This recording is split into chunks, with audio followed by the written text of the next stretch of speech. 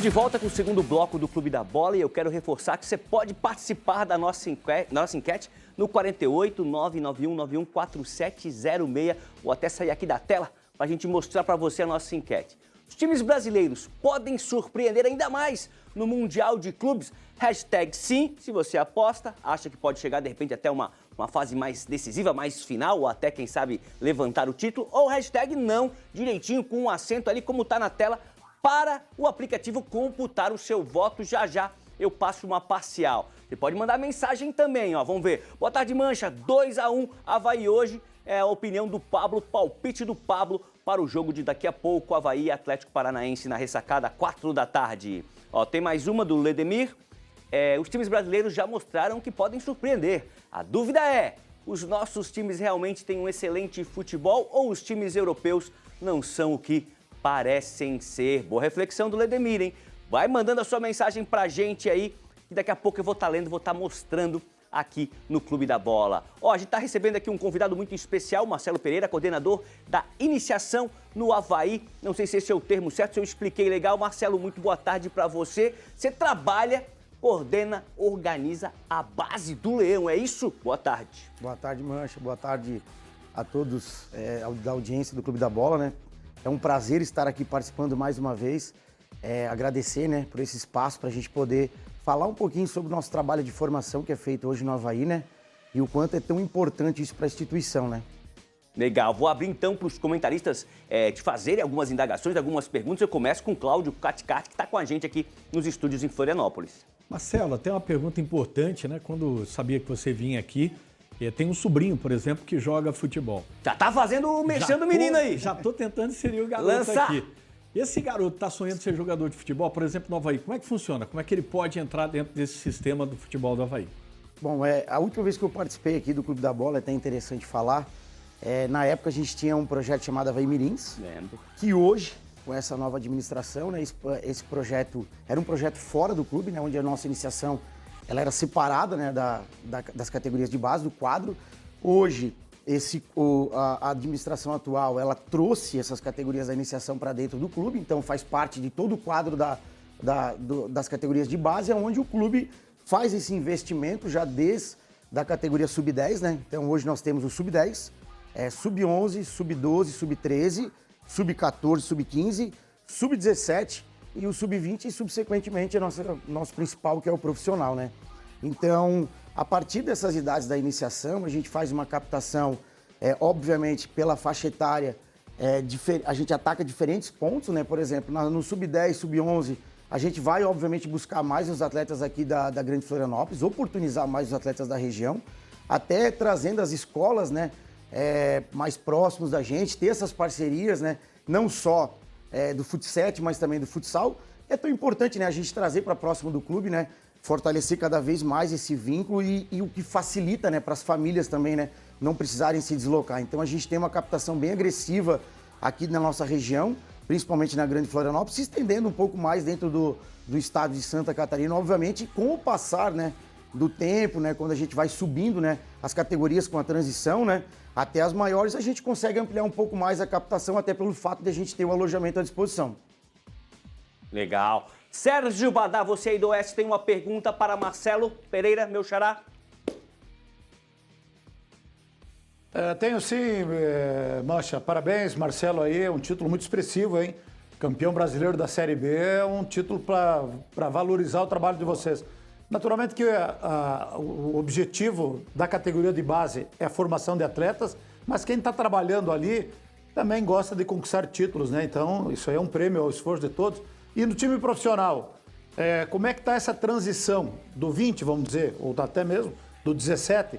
Tem muitos jogadores do sub-20, da base, que estão no grupo principal e que estão sendo aproveitados pelo técnico Jair Ventura, que esse é o maior objetivo, é servir a base para o profissional e, eventualmente, também, não menos importante, a venda de jogadores para que entre esse dinheiro no cofre do clube. Como é que está essa transição aí da base para o profissional?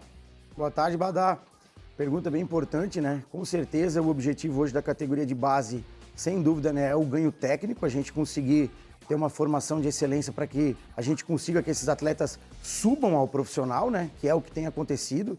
A gente tem um número novamente expressivo de atletas já treinando com a equipe profissional e eu acredito que isso foi um diferencial nosso para esses jogos agora do Campeonato Brasileiro da Série B, título inédito, né, o primeiro campeão, onde teve a iniciativa a CBF de fazer o Brasileiro da Série B Sub-20, que eu acho que é tão importante, né, para a formação, mais um ponto positivo que a CBF trouxe. Não só conquistamos o acesso, mas essa conquista, né, que é a maior conquista para a nossa base, coroando esse trabalho que vem sendo feito pelo Roberto Braga, pelo Fabiano, né, e com essa quantidade de atletas que a gente tem hoje, trazendo um ganho técnico para a equipe principal. Além desse ganho técnico, sem dúvida, gerar negócio. O Avaí hoje, se a gente for colocar dos últimos tempos, tem sido um clube dentro de Santa Catarina que mais tem revelado atletas expressivos, não é o caso do próprio Rafinha, Gabriel Magalhães servindo, né, a nossa seleção principal, o próprio Arthur Chaves, que esteve agora na seleção olímpica, né, mas também, né, com negociações expressivas, né, trazendo o recurso financeiro para o clube que a gente necessita, até porque é feito um investimento grande nisso. Então, como eu falei, né, além, né, de a gente ter o ganho técnico, né, dos nossos atletas servirem, né, o profissional, o caso do Andrei, que vem jogando agora novamente e que é um atleta oriundo da categoria de base desde lá da iniciação, a gente poder ter também, gerar negócio, que eu acho que é tão importante, e essa conquista que a gente teve agora, eu acredito que ela traz, né, enaltece mais ainda o trabalho e posteriormente esse calendário que nós vamos ter agora de Série A do ano que vem também faz com que a gente tenha uma visibilidade muito maior, para que a gente consiga mostrar o nosso produto, né, o nosso trabalho, ou dos atletas que já estão, né, atuando profissionalmente. E em relação à formação e ganho, né, vitória, eu acho que é muito importante, elas andam lado a lado, né? Obviamente que a gente não vai abdicar da formação para ganhar a qualquer custo, né? Mas quando você vence, te norteia o trabalho, então a vitória ela também te traz o norte. É óbvio que nem sempre quando se vence está tudo certo, também nem sempre quando se perde está tudo errado. Mas eu acredito que a gente formar vencendo é a receita, é o melhor cenário, né?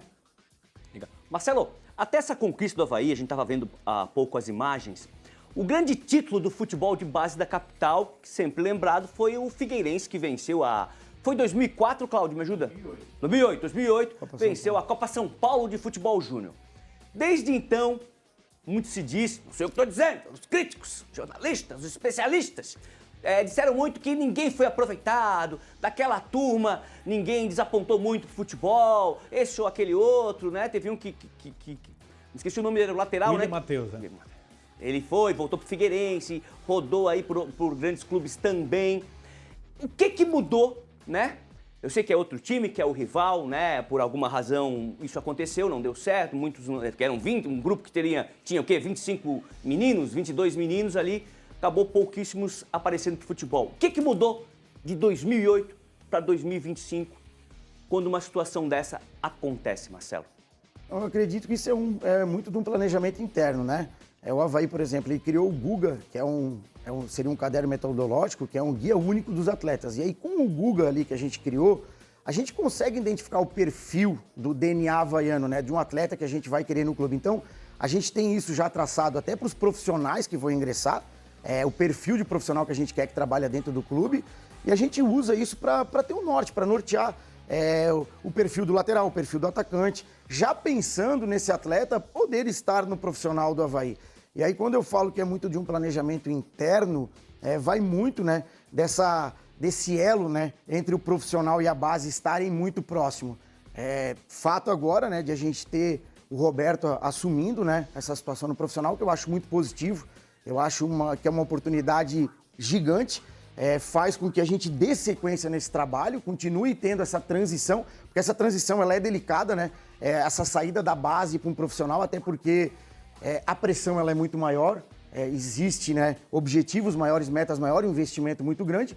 Então, quando você consegue ter esse planejamento já pensando em lançar o seu atleta, para que ele consiga também chegar no profissional e trazer essa visibilidade para o clube, eu acredito que a gente consegue ter o alinhamento correto. Então, talvez aquela própria geração do Figueirense, que foi uma geração muito vitoriosa, talvez não tinha tanta aproximação. E também muito momento do clube, né? O momento que o clube possa, de repente, ir ao mercado, fazer um investimento maior na busca de um atleta, ou ele precisa olhar um pouquinho mais para a base, como já foi o caso do Avaí em anos atrás, quando foi lançado o Guga, quando foi lançado o Gabriel.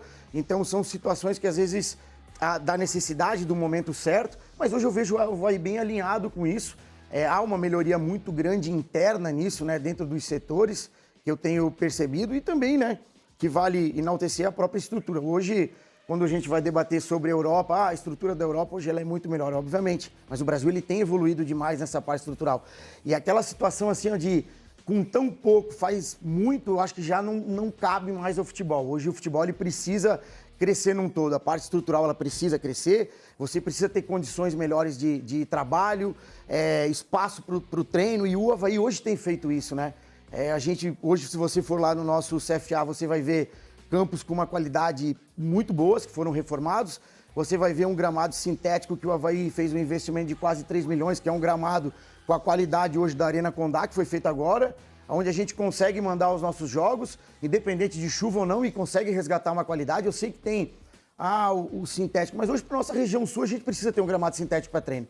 A gente tem um período chuvoso muito, muito grande, então se você não tiver esse sintético, você não consegue, às vezes, dar sequência e os jogos não param, são jogos importantes. Então, hoje, com esse sintético que a gente tem lá, a gente consegue ter um volume muito alto de trabalho e tem conseguido atingir a formação que a gente tem necessitado. Legal. Cláudio, mais uma pergunta de Cláudio Caticarte. Marcelo, claro, esse trabalho de base do Avaí vem sendo feito com excelência, inclusive Sub-15 essa semana teve convocação para a Seleção Brasileira, o Meia Fernando, né? Mas voltando a esse título importante da Série B do Campeonato Brasileiro do Sub-20, como é que começou a formação? Porque isso é importante, né? Às vezes é uma equipe que foi buscado no mercado, porque também tem essa análise de mercado, de você trazer jogadores de outros clubes, mas também tem uma formação já de uma equipe montada dos outros anos. Como é que foi essa construção dessa equipe campeã da Série B e em que momento da competição vocês pensaram? Acho que agora a gente consegue o caneco. Pergunta importante novamente, né, Cláudia? A gente tem o departamento de mercado, inclusive o Fernando, que foi convocado, né? Bem lembrado, né? Mais um título para nós, né? Além do título da Série B agora com essa convocação do Fernando, vai coroando. E o Sub-15 nosso que vem fazendo uma campanha de excelência, né? Líder do Campeonato Catarinense, campeão da Copa Guaporé, uma competição no qual a gente tinha vários clubes principais, o Palmeiras, Grêmio, inclusive a final é contra o Grêmio, né? E o Fernando é um do atleta que foi captado pelo nosso departamento de mercado, pelos nossos scouts. E essa nossa equipe do Sub-20, ela é uma equipe que ela tem vários atletas que são oriundos, inclusive das menores. Iniciaram lá, né, com 10 anos de idade, o caso do Vinícius, por exemplo, lateral esquerdo. O atleta chegou no clube com 9 anos de idade, né? E se a gente fizer uma análise, essa nossa equipe campeã Sub-20, ela é uma equipe ainda mais nova do que os adversários que a gente enfrentou. Se a gente pegar o Sport, pegar o Vitória, que tem um trabalho de excelência também, são grandes clubes, e a gente fizer um comparativo, a nossa equipe ela é mais nova, tanto que a gente termina os jogos com 3 atletas de idade sub-17 atuando, ou seja, que já são atletas que estão há tempo no clube, né? E obviamente a gente tem que estar sempre atento ao mercado da bola, né? Fazendo essas análises, assistindo os jogos, indo nas competições para que a gente possa estar observando os jogos nas competições também para pontuar atleta, para trazer atletas pontuais e principalmente dentro das carências que a gente necessita, né? Muito do que é feito também no profissional, né? De uma forma um pouco menor, mas que o profissional também faz nessa acompanhamento aos atletas quando vai fazer uma contratação. Legal. Marcelo, agradecer bastante a tua vinda aqui, a disponibilidade, simpatia, né? A gente já se conhecia de outros programas aí, de outras oportunidades. 2 perguntas. Na comemoração do título, você colocou o óculos Juliette ali para bater aquela foto tradicional? E a segunda pergunta é o seguinte: a molecada mais jovem apresenta boletim escolar, tem que estar estudando. Como é que é essa situação? Claro, de 20 anos ali já adulto, né? Mais agorizado o sub-13, o sub-11, como é que funciona? Infelizmente, na comemoração eu não estava presente. A gente estava jogando uma etapa da BG Prime em Criciúma, né? Então era Avaí, Criciúma, Novo Hamburgo e Curitiba, no qual a gente teve um êxito muito grande nessa etapa. E aí fiquei acompanhando de longe na telinha, mas liguei na chamada de vídeo lá, falei com o Fabiano, Roberto. Foi muito gratificante, né, acompanhar esse título. E sim, né, os nossos atletas, a gente tem um acompanhamento escolar muito grande. A gente tem um departamento ali psicossocial, né, onde a gente tem assistência social, a Angelita, a Cris, né, a Aline, a nossa psicóloga. Então, diretamente a gente tem essas reuniões para debater sobre as escolas. A Cris, ela como é a pedagoga, ela está diretamente ligada à escola nessa situação de boletim. Inclusive, nós criamos uma situação que eu acho muito interessante, que é uma premiação para o atleta que ele consegue ter o rendimento esportivo, mas que ele tem também o rendimento escolar. Então, quando ele consegue ter essas duas coisas, ele acaba sendo... Todo mês a gente tem, assim, o atleta destaque, digamos assim, mas que seja o atleta destaque na parte da escola e também que tenha tido esse rendimento, que eu acho que é um incentivo muito importante. O estudo, ele é muito importante e nos traz realmente uma garantia, até porque a gente sabe que o futebol hoje, ele é muito concorrido, né? Então, a gente precisa, sim, focar nessa parte, entregar ao cidadão, né? A gente, às vezes, recebe um atleta tão jovem, criança, a gente vai trabalhar a formação desportiva, mas em algum momento a gente vai devolver esse atleta para a sociedade e a gente precisa ter esse olhar, né, do cidadão, que eu acho que é o mais importante. Valeu, Marcelo. Obrigado pela visita, hein? Eu que agradeço mais uma vez a vocês por esse trabalho tão bem feito, né, e por ter essa abertura novamente para a gente poder falar do trabalho que é feito no dia a dia do clube. Legal, esse foi Marcelo Pereira, coordenador de iniciação do Avaí, trabalha com a base havaiana, raça da base, apareceu ali, escrito ali lá no estádio. Ó, nossa enquete tá rolando, os times brasileiros podem surpreender no Mundial de Clubes? Coloca na tela, já temos uma parcial aí da opinião da galera, hashtag sim ou hashtag empatado, tá empatado.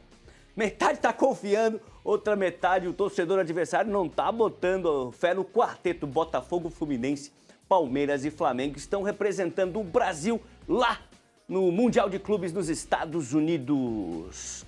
Ó, a gente vai para um rápido intervalo. Ah, tem mensagem. Vamos aproveitar para ler, ó. Carpe Diane. Sou figueirense, mas eu parabenizo o coordenador de base do Avaí pelo título. Time que dá valor e oportunidade aos garotos. Abraço. Legal, hein? Legal a mensagem. Ó, o Heleno coloca assim, ó, boa tarde a todos. Primeira fase no Mundial, acreditava que os times brasileiros iriam passar, mas no mata já vão vir embora. Dali Tigre confessou que é torcedor do Criciúma, o Heleno. Agora sim a gente vai para um rápido intervalo e volta para falar mais de Criciúma, do profissional do Avaí. Já falamos da base, tem Figueira, tem Série D, tem muito mais. É rapidinho, não sai daí.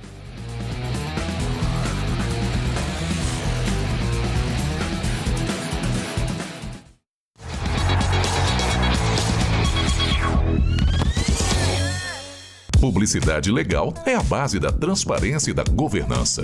A legislação vigente estabelece os critérios para publicar atas e balanços das companhias. O Jornal ND cumpre todos os requisitos e é a segurança para a sua empresa cumprir a lei. Vai publicar o balanço? Chame o ND. Jornal ND, o maior jornal de circulação em Santa Catarina, comprovado pelo IDC.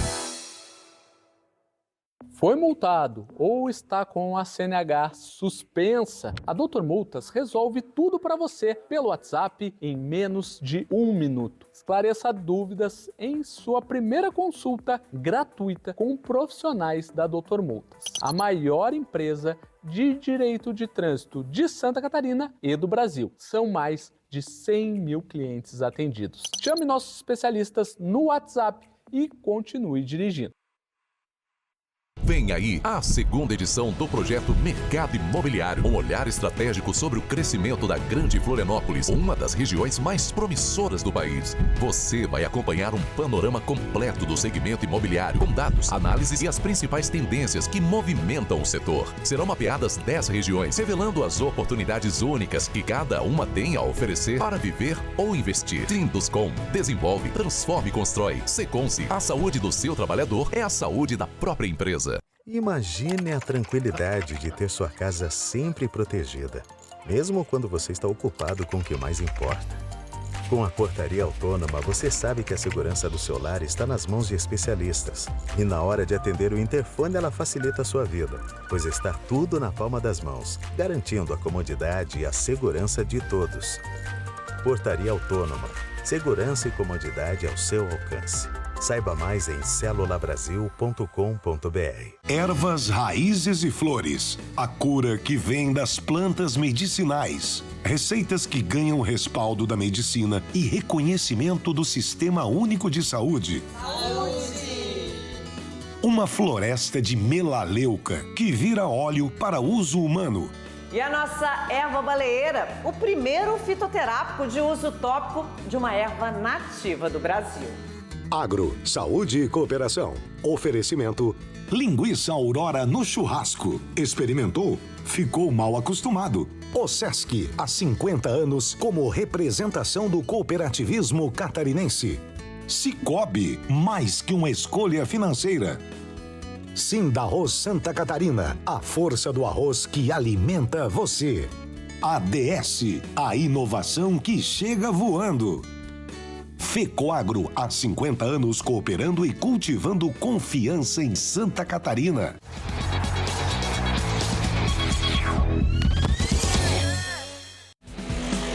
Estamos de volta com o Clube da Bola aqui na NDTV Record para todo o estado de Santa Catarina e para esse mundão redondo no ndplay.com.br. Para você que está chegando agora, esse é o maior programa de futebol na TV aberta do sul do país. Tenho certeza que os 4 cantos do estado são conectados pela bola.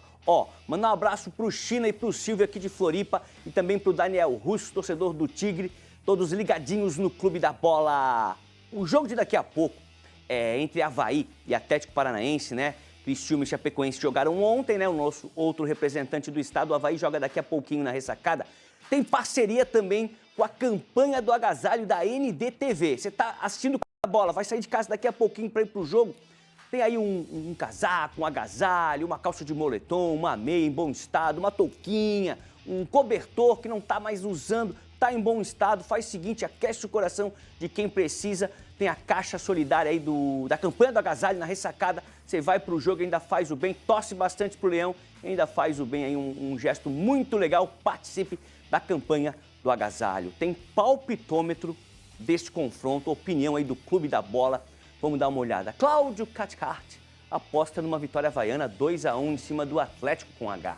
O Badá ele quer rolo, quer 1-1, cada um fica com ponto, 1-1. Eu dei uma exagerada, tô confiante no Avaí hoje, né? Pegar o Atlético, que sempre é um time chato, mas apostei no 3-1. A Drica vai com o Badá, 1-1. Mesma opinião de Renato Semensati, 1-1. O Emerson também aposta no empate, mas vai no 2-2, um empate com uma pontinha a mais de emoção. Cláudio Cathcart, por que você confia hoje nessa vitória do Avaí e palpitou um 2-1? Eu até palpitei o 2-1, porque o Avaí dentro de casa tem sido dominante, né? Marcação sempre na saída do adversário, dificultando a organização ofensiva dos seus adversários e também apostando nessa oscilação do Atlético Paranaense, que trocou de treinador, está agora há 4 jogos aí, vai fazer o 5º jogo o Odair Hellmann, né? E o Avaí hoje tem uma ausência sentida, que é o Eduardo Brock, o capitão da equipe, que tem essa qualidade no passe também, desde a defesa, né, fazendo essa transição com o meio e com o ataque, mas pode ter o retorno de Jonathan Costa, que deve ser a dupla aí junto com o Pedrão. Eu acredito que o Jair Ventura vai voltar ao 4-4-2, não deu certo o 4-3-3 que ele utilizou lá em Volta Redonda, e voltando também com essa força, né, dentro da ressacada, os números, né, dos jogos do Avaí na ressacada têm sido positivos, mas muito pela imposição da equipe dentro de campo, fazendo bem essa transição, muitas vezes é ofensiva, usando os lados do campo, com muita movimentação, com esse quarteto de meio de campo, principalmente aí o Marquinhos Gabriel, que vem desempenhando uma qualidade diferente dentro dessa Série B do Campeonato Brasileiro. E olha, eu não sou treinador de futebol, logicamente, mas fica a hashtag uma dica aí para o Jair Ventura. O lado direito da equipe do Atlético Paranaense, principalmente com o zagueiro Abrão, tem muita dificuldade de saída de bola nessa pressão alta que o Avaí faz. Então tem que explorar bastante esse lado, viu, Mancha? Tá aí uma possibilidade do Avaí, né, conseguir dentro desse corredor direito da defesa do Atlético começar aí a tentativa da vitória. Você falou em números, já a gente vai dar uma analisada nesses números, mas antes de eu perguntar pro Badá, eu manjo, eu entendo o mestre Badá quando ele palpita um empate. Ninguém se distancia muito, né, Badá? É só um pontinho para cada um, a subidinha ali naquela escala que é a tabela da Série B. Só sobe um degrauzinho, às vezes nem sobe, fica na mesma posição. Por isso o Badá não palpita, não aposta em uma vitória nem de um lado, nem do outro. É por aí, Badá.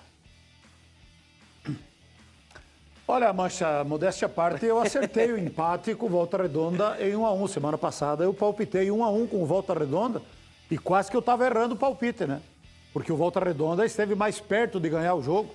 O Cláudio escreveu na coluna, eu observei outros colegas também elegendo o Igor Bom como o melhor jogador em campo, teve que fazer defesas importantes, senão o Avaí ia perder para o Volta Redonda, que é um time lá da parte de baixo da tabela de classificação, mesma coisa que o Botafogo de Ribeirão Preto. Empatar com o Volta Redonda não é um bom resultado, mesmo que o jogo tenha sido fora de casa. Agora, hoje eu palpitei 1-1 pela qualidade do Atlético Paranaense. Eu assisti, o Atlético vem de vitória contra o Remo por 2-1, depois que assumiu o Dair Helman. Deu uma melhorada o Atlético Paranaense, ainda está longe de jogar o que dele se espera, mas ele está evoluindo gradativamente. O Avaí vai enfrentar um bom time, um time experiente, que tem bons jogadores individualmente. Então, por isso que eu acho que não dá para se desprezar a possibilidade de um empate hoje na ressacada, muito embora o fator local esteja a favor do Avaí, mas o Dair Helman sabe armar os seus times defensivamente. E eu acho que por aí que vai passar a dificuldade do Avaí. Legal o Badá falar isso, né, do fator local. Rodrigo Teodósio, torcedor do Avaí, comentou comigo essa semana que está achando o número de torcedores no estádio da ressacada baixo. Cláudio Caticarte, né? O Avaí anunciou um número de sócios, mas o sócio está preferindo ouvir no radinho, acompanhar na internet, assistir em casa? Será? Olha, deveria repensar, né? Pô, o time está 1 ponto da zona de classificação para a Série A do ano que vem.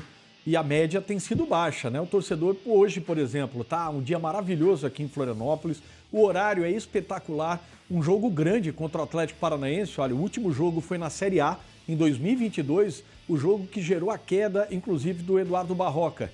Então, hoje o torcedor do Avaí tem que ir para empurrar, para voltar para o G4 aí, brigando pelo acesso. O torcedor tá devendo sim, Mancha. Ó, temos os números, né, que o Cláudio citou. A gente fez uma arte com os números do Avaí dentro e fora de casa também. Como é que é o desempenho do Leão? Pode colocar na tela. Avaí em casa tem 4 vitórias, 2 empates, 0 derrotas. Jogou 6 vezes por enquanto. Fez 8 gols e sofreu 2 também. O ataque trabalhando melhor que a defesa. 77,7% de aproveitamento do Leão em casa. Bons números do Jair. Excelentes números, né? E provando aquilo que a gente estava falando aqui. O Jair Ventura consegue um sistema dentro de casa muito dominante, principalmente na questão dessa marcação de linha alta.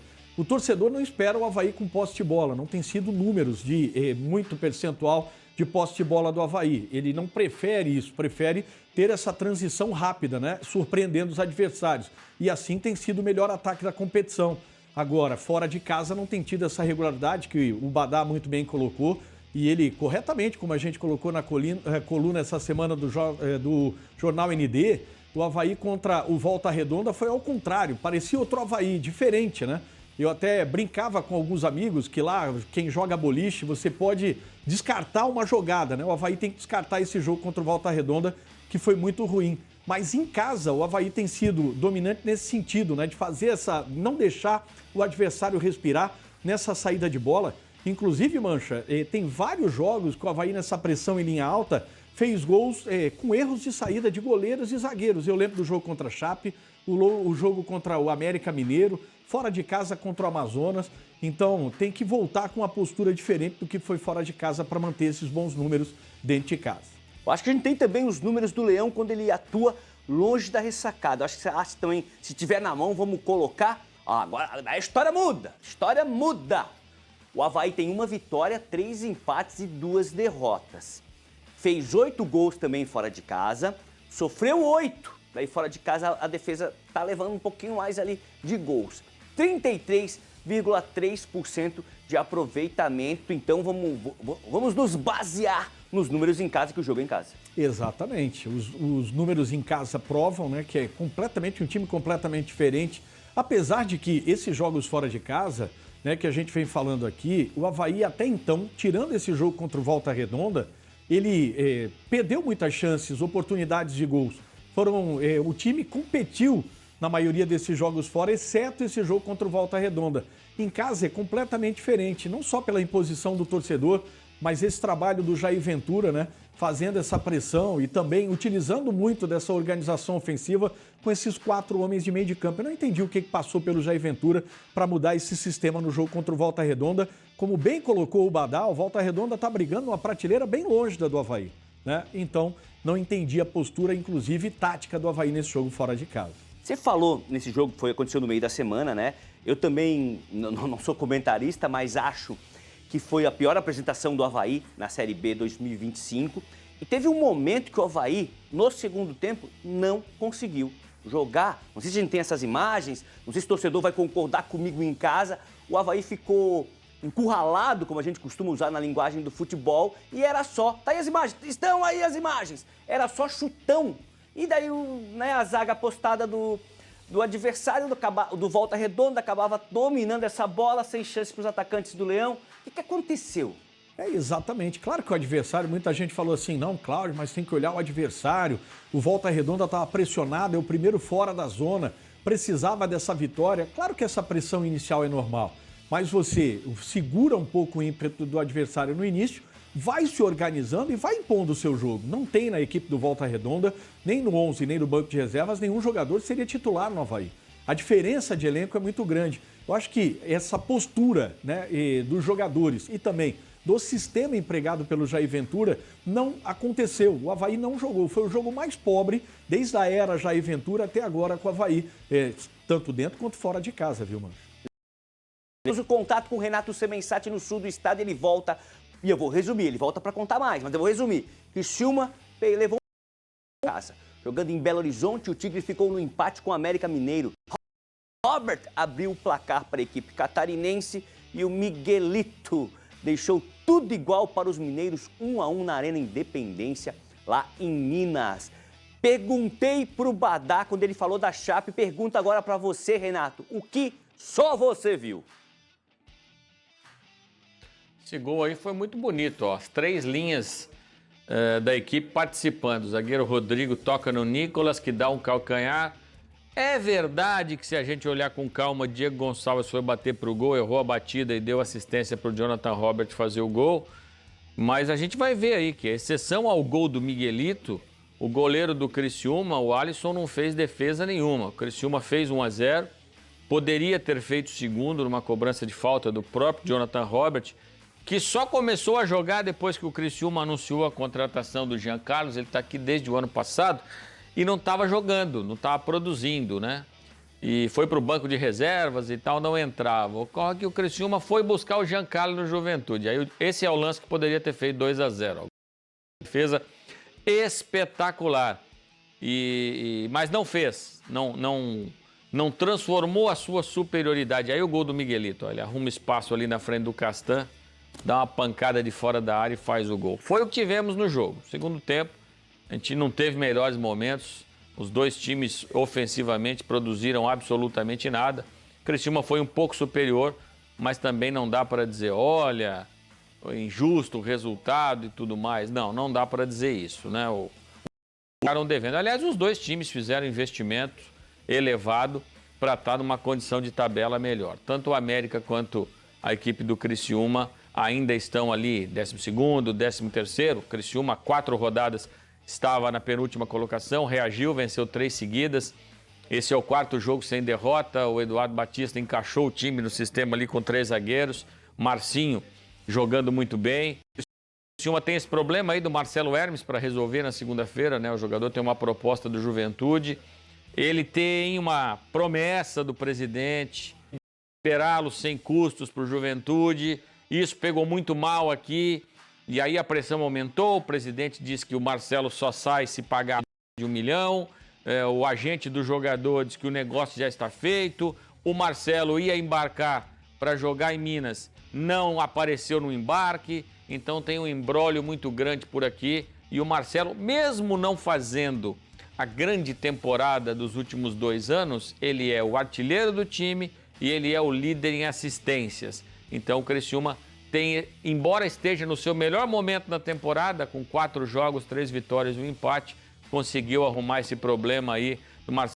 A única coisa que eu espero é que o Marcelo, depois de 3 anos jogando muito bem aqui pelo Criciúma, 3 anos e meio praticamente, que ele não saia como vilão e não tentem colocar no jogador a responsabilidade de erros que aconteceram até agora das duas partes, do atleta e do clube. A má condução nos 2 sentidos, que o jogador não saia pela porta dos fundos, como já aconteceu aqui recentemente com o volante Arilson.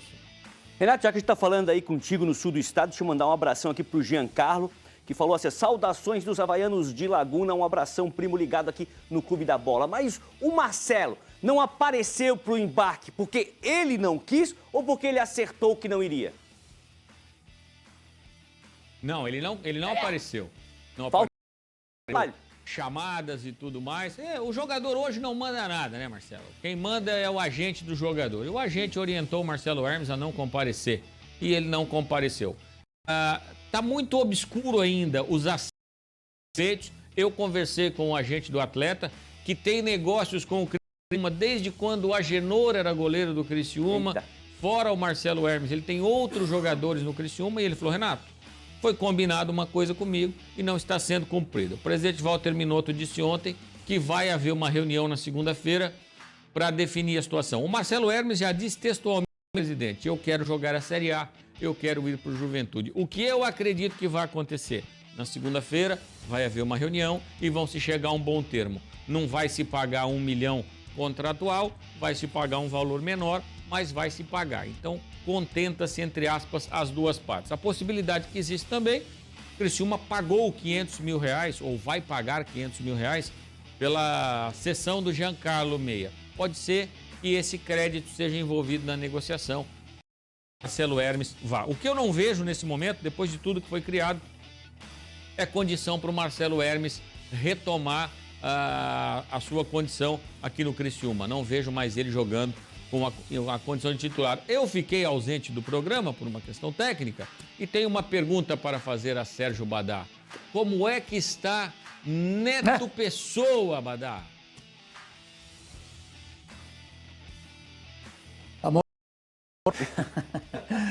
Vai morrer de fome, cara. Não recebe uma bola, não chega Igual uma aqui. bola. Corre para um lado, corre para o outro, sai da área, escorrega, levanta, cai de novo. Recebe uma bola. O centroavante ele precisa de bola, precisa de uma bola, pifar o cara, alguém que dê um passe. E não foi assim no primeiro tempo contra a Ferroviária. Aliás, a Ferroviária foi melhor que o Chapecoense no primeiro tempo. O Chapecoense fez um golaço com o Marcinho no lançamento do Mailton. Ontem tentaram repetir a jogada, não deu certo. E o Neto Pessoa, ele falta entrosamento, falta se entrosar no sistema de jogo do Gilmar Dalpozo. Agora, eu acho que está saindo muito da área. Está saindo muito da área. Ontem ele não tocou na bola. Ele correu atrás dos zagueiros do Botafogo, ou às vezes estava marcando o lateral esquerdo lá do Botafogo. Então, até agora não conseguiu jogar. Não conseguiu jogar e se o esquema não fazer com que a bola chegar nele lá dentro da área, onde ele, pelo menos quando jogou contra o Chapecoense, ele foi decisivo, ele vai ter dificuldades. Aí ontem o Perotti entrou no lugar dele, lugar de centroavante lá na frente. O Lauro Burgo dizia, vamos invocar o Lauro Burgo aqui, centroavante primeiro ataca. Centroavante é para atacar, não é para voltar a marcar.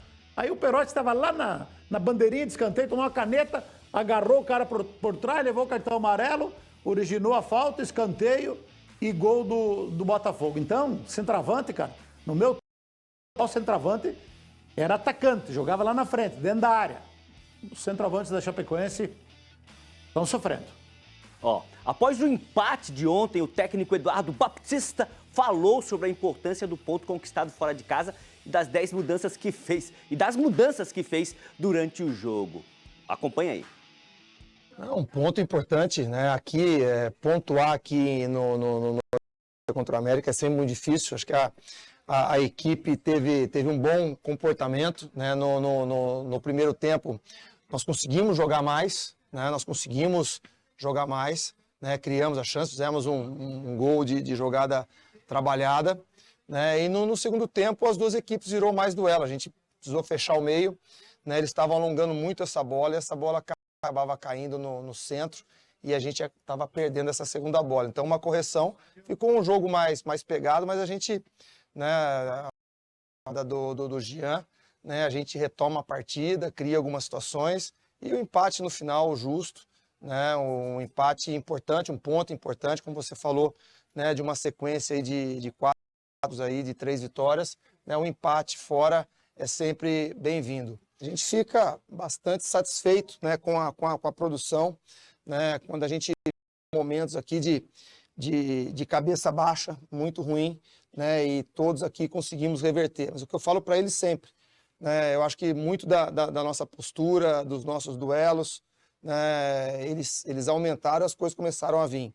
Eu acho que é um momento de pisar no chão, da gente pontuar, né? Nós temos um jogo importantíssimo para a gente e tenho certeza que o nosso torcedor vai lotar o Heriberto, né? E a gente ir jogo a jogo, né? Jogo a jogo, mas dá bastante confiança, né? Dá bastante confiança que as coisas estão começando a se ajustar. Jogadores como o próprio Jonathan, né, começam a aparecer, o Marcinho começa a reencontrar o seu futebol, o Zé Gabriel, né, o Rodrigo hoje fez uma grande partida, Castan. Então são jogadores importantes que eles vão dando bons sinais, né, de recuperação, de confiança, e esses jogadores aí, com os que estão chegando, com entrosamento, né, a gente cria uma expectativa bastante grande. Tá aí palavras do técnico do Criciúma, Eduardo Batista. Ó, hoje é dia de Leão da Ilha em Campo, daqui a pouquinho, né? Dia bonito, dia de ressacado, Avaí encara o Atlético Paranaense ao vivo do estádio do Avaí. Ressacada, o nosso repórter Heitor Machado já acompanha a movimentação por lá. Fala, Heitor, boa tarde.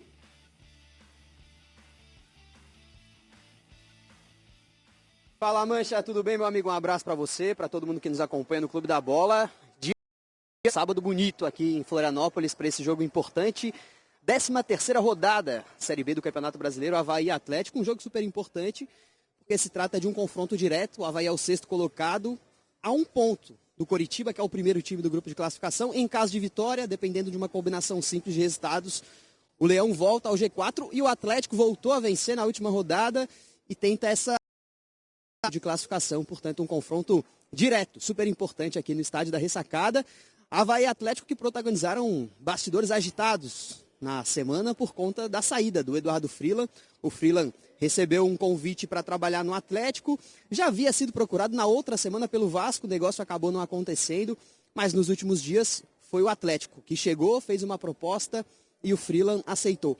O Avaí já confirmou a saída dele, o Atlético ainda não anunciou de forma oficial, mas fato é que o Freeland deve ser confirmado aí nas próximas horas como novo dirigente do Atlético Paranaense, que volta ao estádio da Ressacada para jogar depois de 2 temporadas. O último jogo aqui foi lá em 2022, pela Série A daquele ano, empate numa manhã de domingo, muito quente por aqui. O Avaí, à época, comandado pelo técnico Eduardo Barroca, e agora reencontra o Atlético para esse jogo importante aqui pela 13ª rodada da Série B do Campeonato Brasileiro. Em termos de escalação, o técnico Jair Ventura, que inclusive estava no campo agora, teve uma longa conversa com o Odair Hellmann, técnico do Atlético. Ficaram por cerca de 5 minutos conversando, só os dois ali no meio do campo.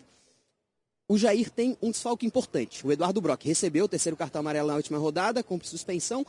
Por outro lado, o Jonathan Costa, zagueiro titular também, que foi desfalque nas últimas semanas, foi liberado pelo departamento médico, retorna ao time para formar a dupla de zaga com o Pedrão. E aí o Avaí deve ter o Marcos Vinícius na lateral direita, o Mário Sérgio na lateral esquerda, isso porque o Andrei está com desconforto muscular. No meio de campo, o Zé Ricardo deve ser. O Zé realizou uma cirurgia relativamente simples nas últimas semanas, já treina com bola, faz alguma atividade, mas ainda não está liberado para atuar. Então o Avaí deve ter Barreto, João Vitor, Marquinhos Gabriel, e aí a partir daí algumas dúvidas. Aleph Manga, Kleber, Igor, Mendes, JP, são algumas dúvidas do Jair Ventura para esse jogo de logo mais. 4 confronto direto aqui no estádio da Ressacada. Mancha. Obrigado, esse foi Heitor Machado, direto da Ressacada com as informações. Pode procurar, só a NDTV Record tem o Heitor Machado. Ó, eu vi algumas imagens ali, naquele passeio da câmera. A gente não sabe como é que tá o entorno da Ressacada. Mas faltando 1 hora, um pouquinho mais de 1 hora aí pro jogo, Cláudio Caticati, achei meio vazio o estádio. Será que o pessoal tá do lado de fora comendo um cachorro-quente? Pois é, deve estar na Toca do Leão, tomando aquela água de boa procedência, o espetinho de gato. Mas daqui a pouco entra, a gente espera um grande público hoje ali na Ressacada, viu, Mancha? Acha que dá quanto hoje? Dá a importância desse encontro? Mas era jogo para 10 mil, né? Pelo menos, no mínimo, né? Assim que é o que se espera para o jogo de hoje. Tá certo. Falar um pouquinho do Figueirense. O Alvinegro encerrou a semana, né, de preparação após a derrota para o Londrina no último domingo. O foco já está no próximo duelo da Série C, que é só semana que vem. Quem traz todas as informações é o nosso repórter Jorge Júnior. Fala, Jorge! Fala galera, ligado no Clube da Bola, semana do Figueirense encerrada de treinos. O time perdeu para o Londrina, depois na segunda-feira teve um treino ainda no Paraná para depois retornar aqui para Palhoça, onde é que fica o CFT do Campeonato. A apresentação aconteceu na quarta-feira, tivemos 2 entrevistas coletivas com o zagueiro Lucas Dias e com o atacante Nicolas, que falaram principalmente dessa derrota para o Londrina, que colocou o Figueirense de volta na briga contra o rebaixamento, está uma posição acima do Z4 e freou aquelas pretensões de chegar lá em cima, faltando agora 10 rodadas para o fim da Série C. Depois eu vou até perguntar para vocês sobre isso, perspectiva que vocês têm do Figueirense. Mas antes, vamos ouvir o que disse o Nicolas sobre essa situação do Figueirense depois dessa derrota e o que ele espera para o próximo jogo, que é lá no domingo que vem, contra o Confiança no Scarpelli. Vamos ouvi-lo. Cara, eu acho que para esse jogo foi no detalhe, né? A gente estava fazendo um bom jogo, o primeiro tempo foi todo dentro da nossa proposta de jogo, foi perfeito, a gente estava defendendo bem, saindo nos contra-ataques, a gente conseguiu sair ganhando, então acho que o trabalho está sendo bem feito. Infelizmente no início do segundo tempo a gente teve alguns deslizes ali que a gente acabou tomando, nada que vai mudar nosso jeito de trabalhar, porque a gente sabe que está no caminho certo e é manter e dentro de casa tentar fazer o resultado. A gente sabe o quanto a gente é cobrado pelos gols, né? A gente do ataque, e a equipe toda está com uma média muito boa de gols, né? No ano, não só eu. Então é um trabalho coletivo, mas eu fico muito feliz de poder tá concluindo bem as jogadas e fazendo bastante gols esse ano. Ouvimos o Nicolas e o zagueiro Lucas Dias, que tem acompanhado todos os jogos da Copa do Mundo de futebol lá nos Estados Unidos. É um cara que consome muito do que acontece no futebol nacional e mundial. Comentou também sobre a perspectiva que ele tem para a sequência do Furacão. Ele é um zagueiro que fez alguns gols já na temporada, mas sabe que a situação é ruim do Figueirense nesse momento. A expectativa era brigar lá em cima e essa derrota para o Londrina acabou deixando o Figueirense numa situação incômoda. Vamos ouvi-lo. É claro que a gente queria ter ganhado o jogo, né? Acredito que assistindo o jogo em casa de novo, analisando os lances, acho que foi 10, 15 minutos ali que a gente deixou o jogo escorrer das nossas mãos. A gente estava com um plano de jogo bem desenhado, sabia como o Londrina jogava, que lado que deveríamos explorar. Estava tudo dando certo até os 15 minutos iniciais do segundo tempo ali, que o time deles entraram em outra rotação e a gente foi surpreendido, infelizmente, e isso não pode acontecer mais, né, diante de tudo que já aconteceu no campeonato. O mais importante é conquistar o próximo jogo. A gente claro, queria ter ganhado o jogo contra o Londrina agora, porque a gente ia dar um salto na tabela, já olhar para a parte de cima e não ficar olhando mais na confusão de baixo. A gente lamenta muito com isso, mas já passou. Então a gente tem oportunidade de novo jogar em casa, com o apoio da nossa torcida, que a gente está vendo a nossa... e nossos resultados em casa são normalmente positivos.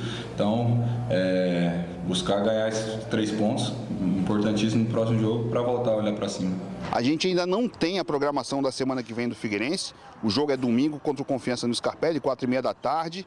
O Figueirense tem a oportunidade de vencer e buscar sua 3ª vitória na competição. Quando a gente faz um apanhado desses 9 jogos, o Figueirense tem apenas 2 vitórias. É muito pouco para quem quer brigar lá em cima. E como faltam 10 jogos, se o Figueirense quiser brigar efetivamente para subir, para classificar entre os 8, tem que vencer pelo menos 5 ou 6 jogos. Já para escapar definitivamente do rebaixamento, aí tem que ganhar pelo menos 4 partidas para fugir dessa Série D, que a gente até é impensável imaginar o Figueirense na 4ª divisão.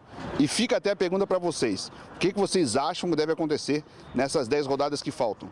Vitórias do Figueirense e brigar lá em cima, ou uma complicação e a briga para evitar o rebaixamento? Fica a pergunta para vocês aí no estúdio. Um abraço. Jorge Júnior lançou a pergunta. Vamos rapidinho que dá tempo antes do intervalo. Cláudio Caticarte, briga, fica... A julgar por o que a gente tem visto nos últimos jogos, é para permanência, né? Precisa melhorar e muito para brigar lá em cima, viu, Mancha? Inclusive, ele precisa, né?